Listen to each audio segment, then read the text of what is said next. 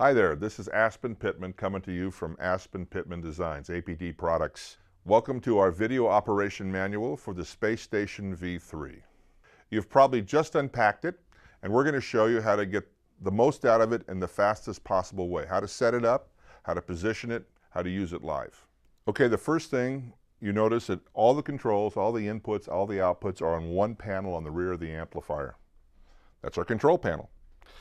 We have here the on-off switch, which you can simply turn on.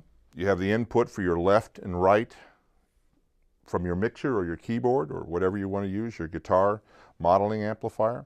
You have an output for sub. The output for sub is actually a full range combination of right and left.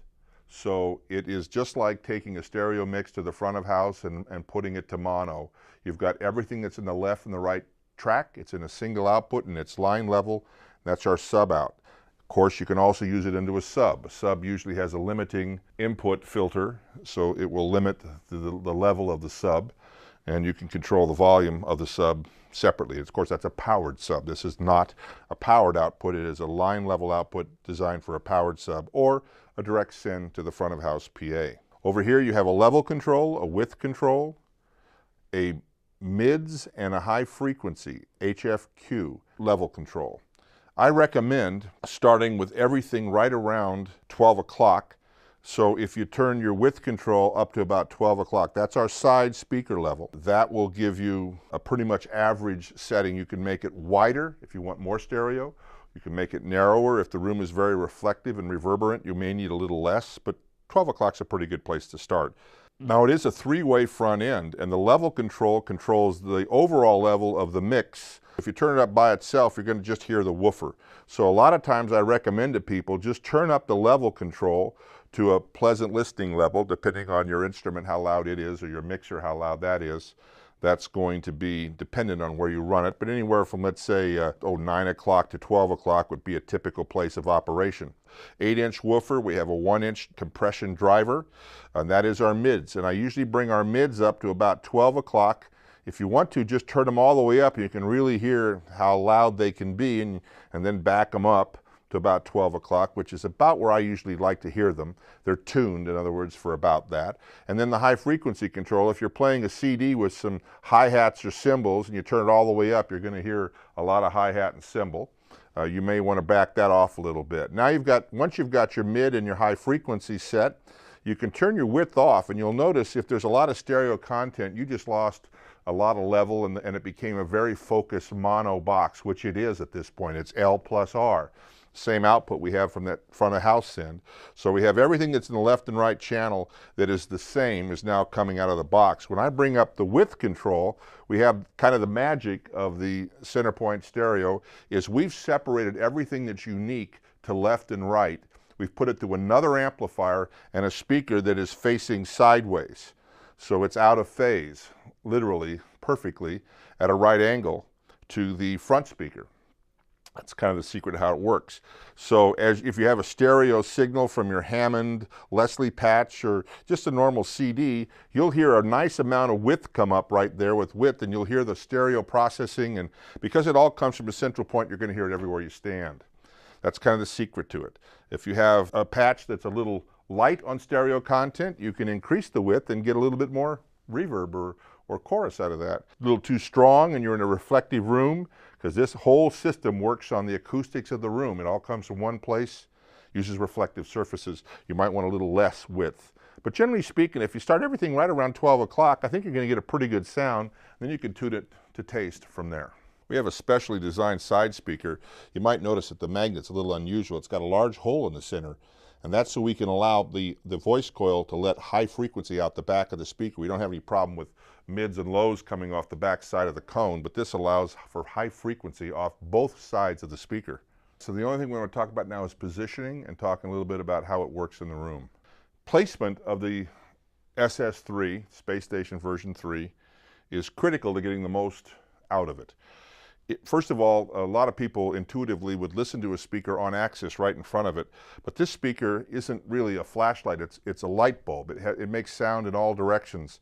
It's 300 degrees of dispersion. It works on reflective sound between two speakers, one facing you and one facing completely left and right of you. It's the combination of those two together that give us the three-dimensional characteristic of a center point stereo. So to get the most blend, I call it the bloom, you will hear it best when you're standing 4 or 5 feet away, or if you can improve the reflection possibilities. One is just leaving it on the floor.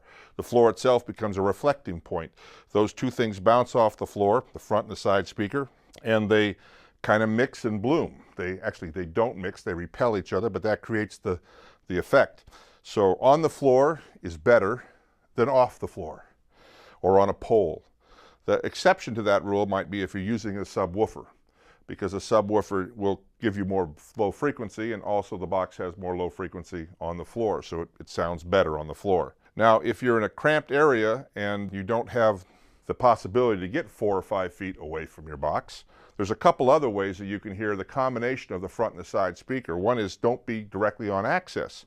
So if you're playing in front of it over here, you might try turning it at a 45-degree angle.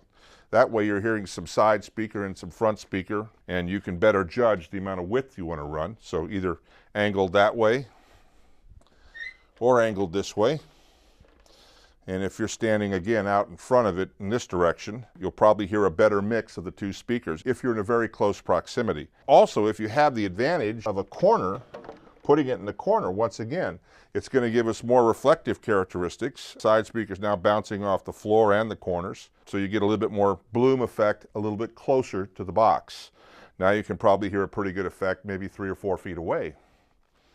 Another great thing, if you're very close to it, would be to tilt it back. And you can do that just by tilting it against the wall, like that, or again, into a corner. I think if you could tilt it into a corner, that's pretty much the optimum amount of reflections that you can get. Now, if you don't have a corner, you don't have a wall, and you want to tilt it, any little object. One thing that's popular is a little tire chalk, a little piece of rubber. You can put it under the front of the box. I'm using a little direct box here. Put it under like that, tilt it up. This gives you a little more projection into the audience too, and you'll hear a little bit more yourself. Depending on how far back you push this is how much angle you'll get. So that's another possibility, another way to use it. One thing we've kind of found out through our network of early adopters is that they sometimes in close quarters, they like to put it horizontally, that is, lay it on its side. There's no reason in the world why you can't do that. Of course, when you do it like this, one side of the speaker's on the floor, so you only really get the benefit of one speaker. However, if you use that technique of angling it, a little relief like that allows the floor to become a first point order of reflection right off the speaker. And it combines very quickly with that front speaker and gives you a very close proximity bloom. We really like this, by the way. We think that's a great way to use it, especially if you're in your small stage. You also might be in a position where if you're putting it upright, you've got a player immediately to the left and the right that's going to hear way too much side speaker from your keyboard or your system. So by doing it this way, we're using the wall or the ceiling and the floor as the reflecting points, and so we've taken the side speaker out of everybody's ear. If you're playing right next to a drummer, he may not like the idea of that side speaker, which is only the left and right content going directly into his ear. So this is another way of doing it. Some guys are using an actual amp stand, and that elevates it a little bit. So by using an amp stand, you just basically pick it up, put it in an amp stand, something like this. Try not to break my cables. And once again, if you're in close proximity, you now have the ability of hearing the side speaker reflect off the floor and off the back wall in this case, and you're pretty much on access with this, so you get a nice early bloom.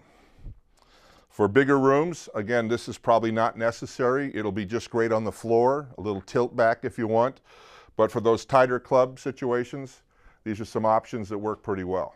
I recommend when you set up your Spacestation to play a familiar CD through it. and set everything right around 12 o'clock like I suggested and walk around the room. You'll notice that what you're hearing stays consistent. The image never collapses. And it's probably a better way to judge how loud you are, because Spacestation version 3 is deceptively loud at distances. Like a light bulb, it fills the room, not like a flashlight. It's not going to be loud to the guy standing in front and nobody to the left or right can hear it. Everybody on stage is going to hear it. Everybody in the audience is going to hear it. And when you play a little music through it, like a CD or an MP3 off your phone, for example, something you're familiar with, and walk around, you'll notice the dimension of this product works better and better, even to the far corner of the room. So that's a great way to set it up. When you get there early, just play a little music through it and walk around the room. And you can try some of these various positions and see if they make a difference for you.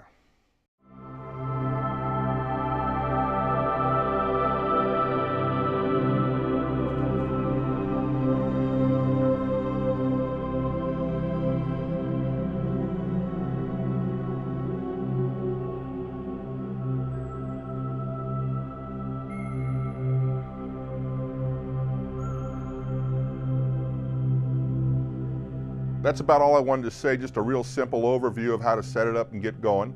And thanks very much for buying one of our products, and God bless you.